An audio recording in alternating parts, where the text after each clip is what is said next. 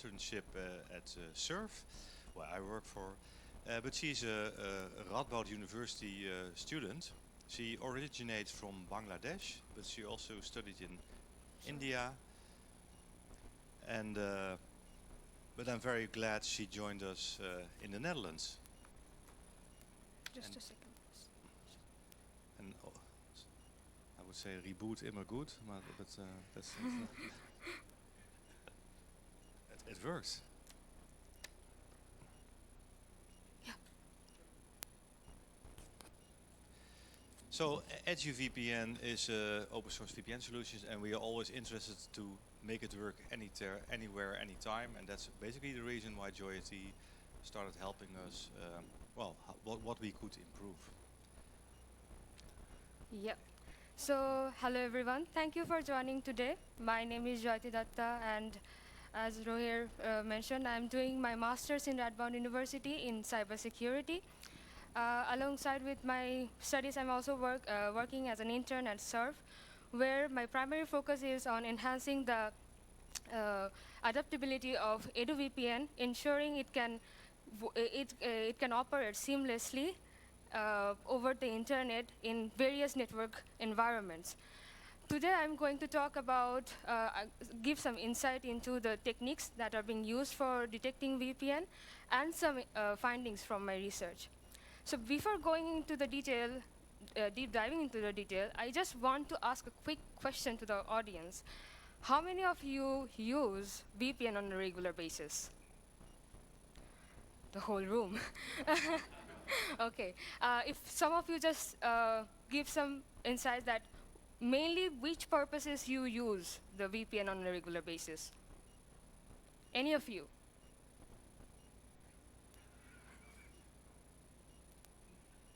To get IPv6, when the network doesn't.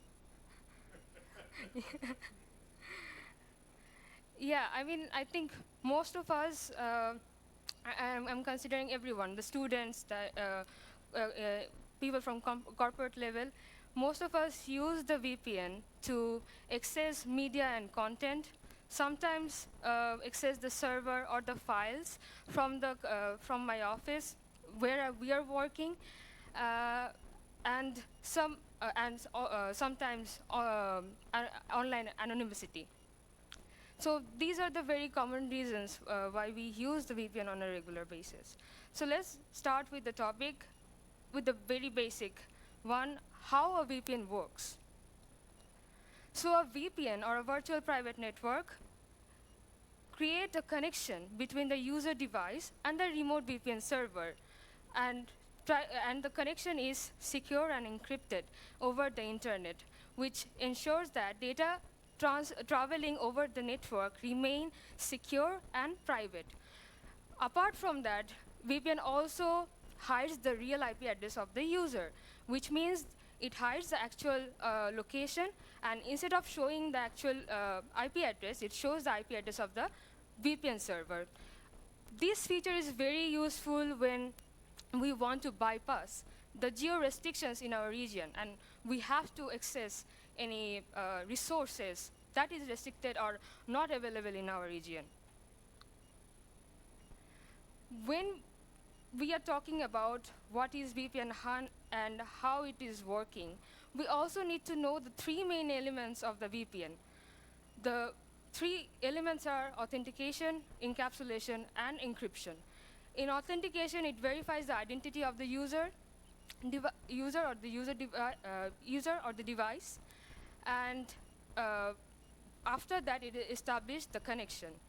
During encapsulation, it wraps the data with additional header, protecting it from the outside interference. And during encapsulation, it transforms the data into unreadable format and ensures that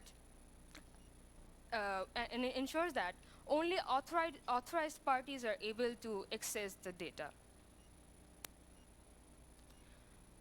But there is a problem. Indeed, all of these three elements are important to establish a VPN connection. But when we are talking about encapsulation, it also introduces some issues. So let's look into what issues encapsulation introduced during its occurrence. So during encapsulation, it adds overheads. When it adds the overheads, it also increases the size of the packet, which eventually sometimes exceeds the the network's MTU. And what is the problem? Where is the problem if it exceeds the MTU? When the MTU exceeds, we need fragmentation because the MTU size is predetermined by the network standards. And when it exceeds, we need the fragmentation to send the entire data. So this is where the problem starts. If we look on the left side of the graph, we can see that as the packet loss increases, along with the packet size, the throughput or the performance also decreases. And why it happens? It happens because of the fragmentation. Even you can see that with a very small amount of packet loss, like 1 or 2%, that still affect the performance of the VPN, the performance of the VPN connection. So here the fragmentation plays its role, and it disrupts the uses of VPN. Because as I mentioned before, when the packet is too long, we need to fit into the MTU size. And when we need to fit into the MTU size, we have to fragment.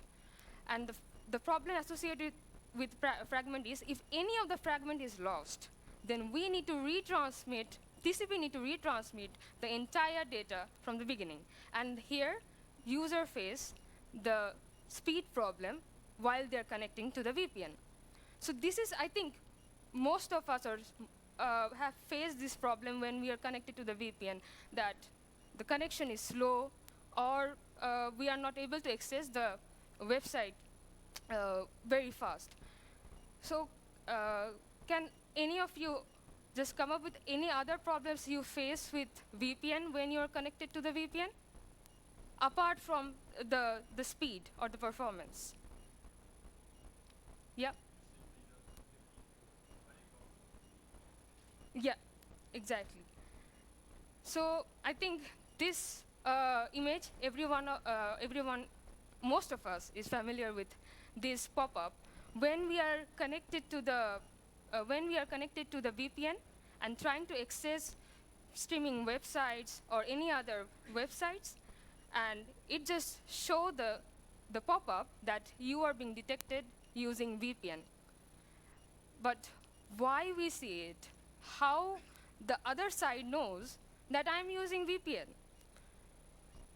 So there are many detection techniques used by the ISPs and the governments or the companies to detect the VPN traffic. And then comes the first and commonly used detection techniques, deep packet inspection, or DPI. In the DPI, it focus or analyze the content of the data, inspect the packet structure, and try to identify what protocol has been used. And based on the analysis, it blocked the data. It blocked the traffic. Sorry, it blocked the traffic. Next comes traffic flow and statistical analysis. Unlike the previous method, it only looks into the patterns of data. It looks into the features of the data, like packet size, timing features, frequency of packets. It doesn't look into the content. It only looks into how the data packet looks like and what are the other characteristics associated with that. And apart from these two common methods, there are also some other techniques used by the authorities or censors. First, some are like IP monitoring, port scanning, connection frequency, and active probing. Active probing is very proactive approach. I will talk about this in the later slide. But yeah, these are the very common methods used by the censors. Now, this is a completely new topic, new one. which actually help us to detect the VPN traffic. Now, question comes into our mind that why we need machine learning, because we already using some very commonly used techniques, and they are already doing good. The companies are, that's why employing those techniques. So when we are talking about machine learning, it's because on the one hand, companies are coming up with their own techniques to detect the VPN and block the VPN traffic.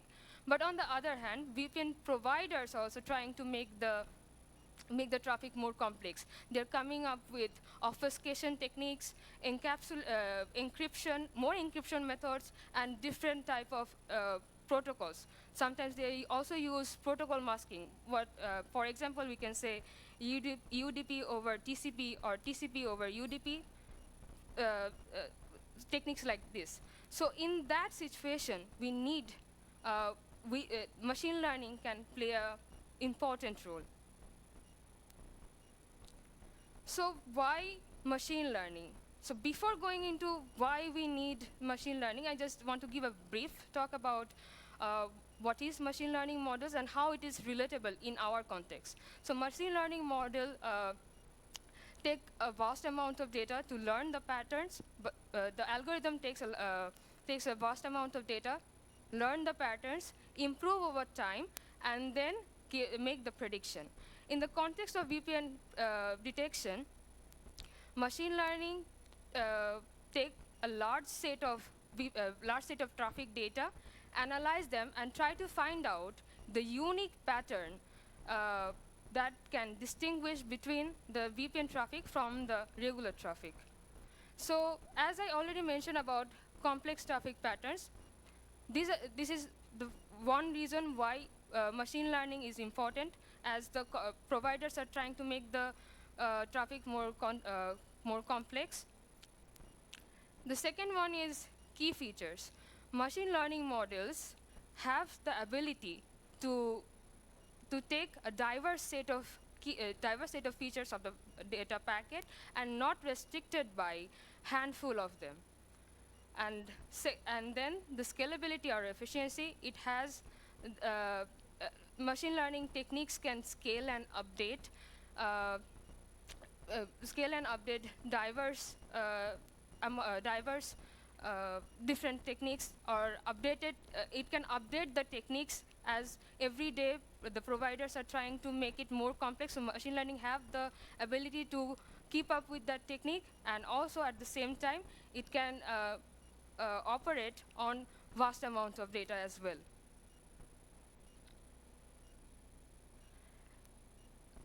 From my research, I have reviewed some research papers where from where I have picked 3 machine learning models which have been shown a very impressive result, and I chose them on the basis of their result and mainly the accuracy result.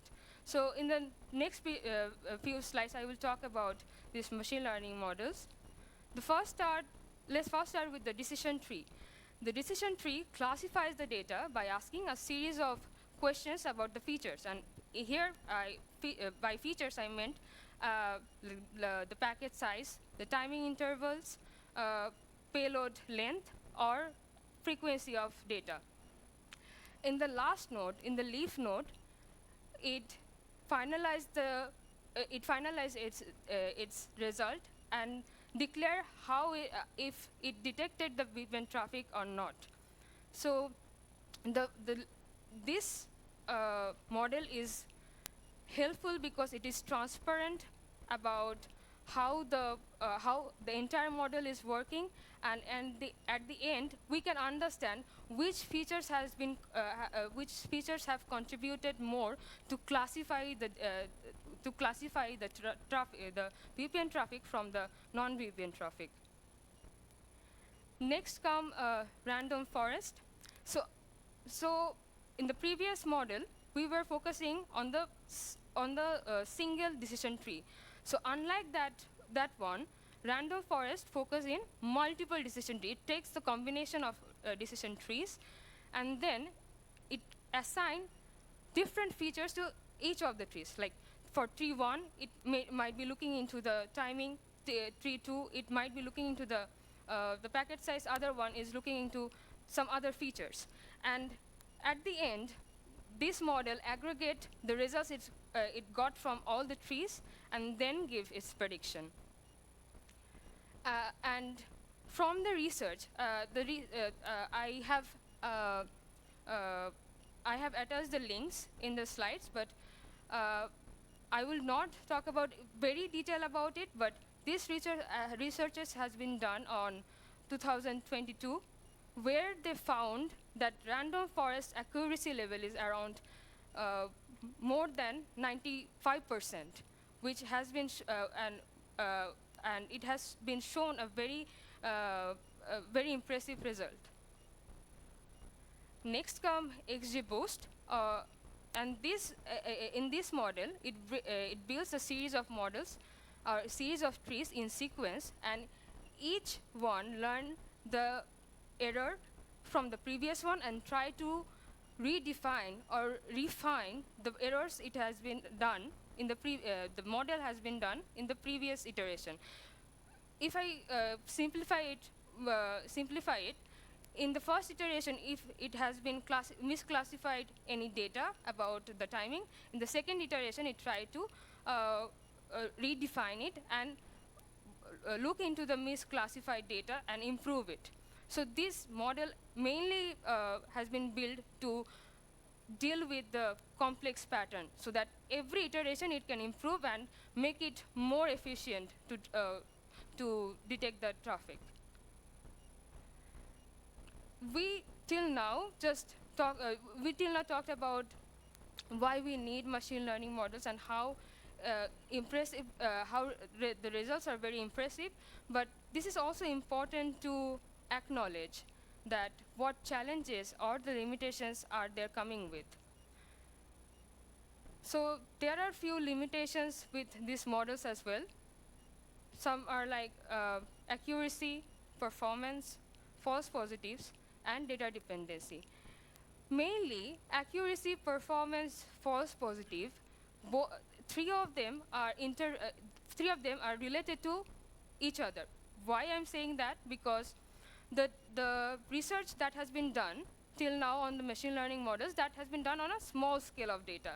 So when it's 95 to 98%, it's still fine, impressive, because the amount of data was small, or it has been used in a small scale environment. But when we are talking about ISPs or corporate level, the 95% to 98% and is still a problem. Then what we will do about the rest of the 5% or the 2%? So the companies or ISPs cannot depend on those 98% and just block the rest of the 5%. So here the problems start. If they depend on solely on the machine learning models, it can affect the performance, and it also can increase the false positive percentage. If the machine learning model misclassify any data, of course it will increase the percentage of false positive. And the data dependency, just I mentioned, till now the research has been done on small scale, in the small environment. But when we are talking about the large scale, like ISPs or the corporate level, it needs more work, and we cannot only rely on machine learning models that time. We need some other strategies as well. So here comes the other strategies which we can combine with the machine learning models, and that can help to overcome those limitations that we have seen in the previous slide. So in those hybrid strategies, there are some like entropy, fingerprint, payload-led sequence, time-related features, and heuristic-based detection. So I mentioned all the techniques that has been used, that are being used in practice and also in research, but in real world, what the companies are doing, how they are working or they are dealing with the VPN traffic. So companies like Zscaler, Fortinet, or other companies, they are still relying on the detection techniques like DPI and heuristics to analyze the traffic. And depending on this traffic, this organization is trying to enforce security policies and limiting the uses of VPN. This is the part of companies. And now what about the countries? Because there are many countries which are now which have their own set of rules to in terms of using VPN. They have very strict legislation regarding the uses of VPN, and most of the countries and those countries also blocked the uses of VPN for their citizens. And for example, I have taken one example. I think every one of us is known about the Great Firewall that is used by China. I don't know that how great the firewall is, but they use the advanced system for regulating and controlling internet traffic, filtering and blocking specific websites and services so that their citizens cannot use or access those websites. They also, similarly, they also use techniques like DPI, IP or port blocking, and protocol fingerprinting to block the VPNs.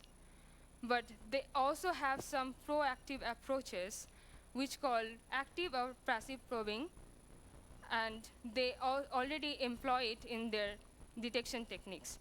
Can I just ask everyone, how many of you know about active probing or how it works? Okay, that is surprising. So not only China, but also, not only China, but also other countries employ these active probing techniques. And what happens in active probing techniques? So the firewall crafts some test request or probe request, which they suspected as VPN server. They send those probe requests to the to those suspected servers to understand how they will respond. If they find any similarities in the respond with the known VPN responses, they directly flag the traffic and block it. Tools like shadow socks or VMS are very popular in China because unlike the VPN tools, these are more effective to bypass the traffic, but in active probing techniques, these are still failed to bypass the traffic. So here is the approach which is where the Chinese government is more relying on, and they are effectively blocking all the VPN traffics. Next come passive probing techniques. These techniques has been introduced on 2021, and I think I don't know if all of you know that, but every year Chinese government come up with the new techniques in their detection process. They make the changes and make the system more efficient so that it can block the VPN traffic. But surprisingly, till now, they're still relying on, they might have employed other techniques, but still they are highly relied on passive probing techniques because this actually has been very helpful to them to detect the VPN traffic. So in passive probing techniques, it uses the heuristic patterns. First, it look into the traffic which they find secure, and how they classify them secure, they look into the protocol fingerprints, ASCII characters, and then they classify as secure. Later, which they detected as suspicious, they do entropy test, and based on the entropy test, they block the traffic and stop the users of the VPN. And these techniques affected a large set of popular circumventions protocols till date.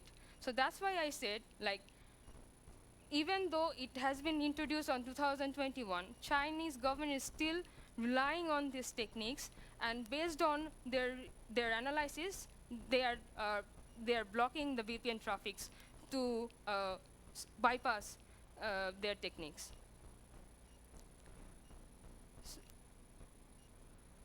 I talked a lot about the evasion techniques. I talked a lot about the detection techniques and what are going on in the research or in the practice, but there are some evasion techniques as well, which the VPN providers are also using. Some are like server switching, obfuscated servers, dedicated IP addresses, and changing ports. I'm not going into the detail, but these are the very common techniques used by the VPN providers to evade or to bypass the VPN traffic. So now I want to talk about the thorough research I have been done on TLS handshake, the TLS fingerprinting, which we also call as JA3 or J3S fingerprinting. And I would like to share with you all. So what is TLS handshake?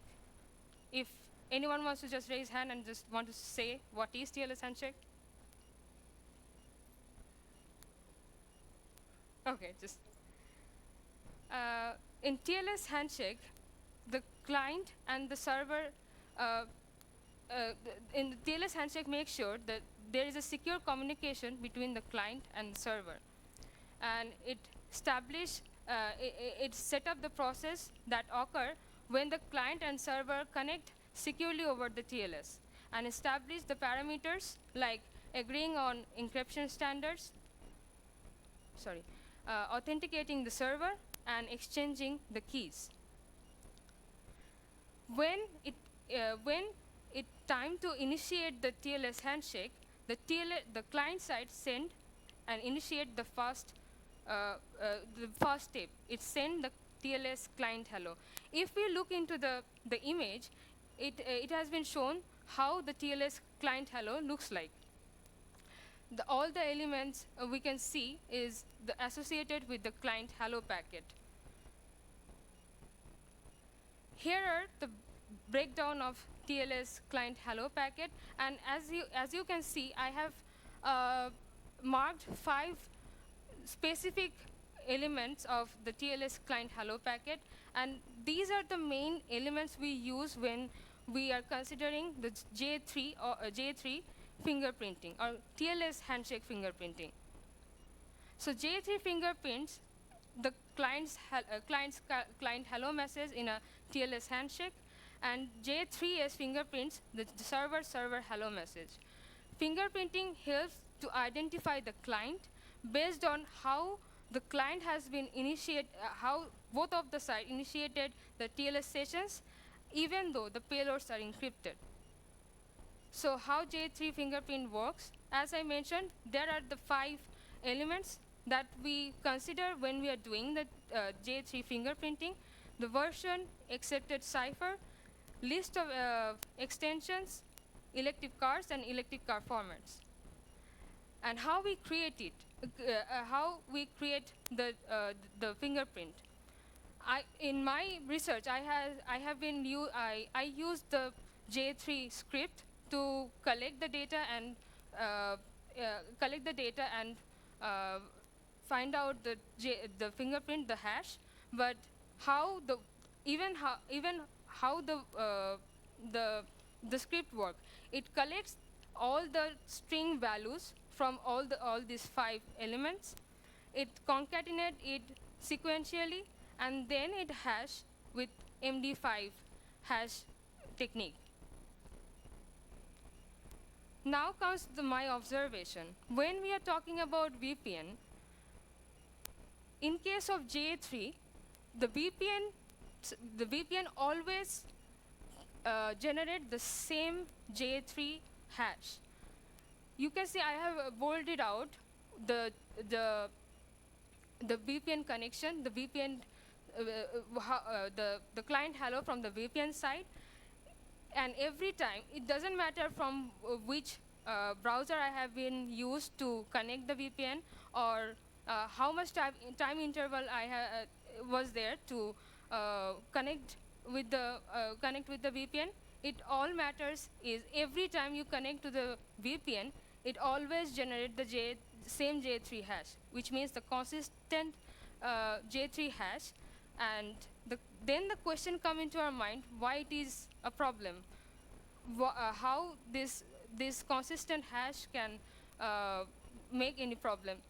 So we learned about other techniques, but as in IP blacklisting or port blocking, as they list out all the known IP address. In case of J3, they can list out all the popular VPNs J3 hash, and they can, based on that, they can block the users of VPN.